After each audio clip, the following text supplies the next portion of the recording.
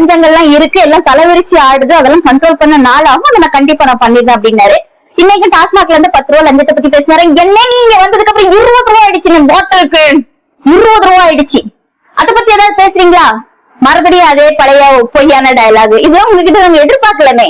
விவசாயிகளுக்கு இங்க வந்த உடனே நான் சொன்னதை நான் செஞ்சிருக்கேன்.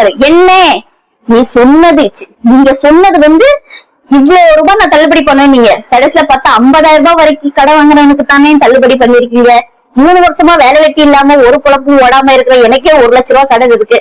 விவசாயிகளுக்கு எல்லாம் எவ்வளவு கடன் இருக்கும்? விவசாய கடன் வாங்குறவங்க. சோ இதுல வந்து பெரிய ஒரு கோட்டை விட்டுருக்கீங்க. இது நீங்க செஞ்சிருக்கீங்கன்னா நீங்க சொல்ல முடியாது, இதெல்லாம் ஃபுல்ஃபில் பண்ணல.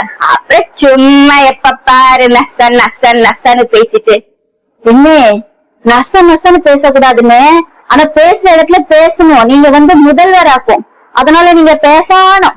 பேசாம இருந்த ஆட்சி செய்யணும்னு சொன்னா அது முடியாது. ஏன்னா இன்னைக்கு நீங்க பேசணும்னு எனக்கு எல்லாம் எவ்வளவு சந்தோஷமா இருந்துச்சு தெரியுமா? மனசே குழுக்குழுன்னு ஆயிடுச்சு எங்க அண்ணனோட பேச்சை கேட்டோட.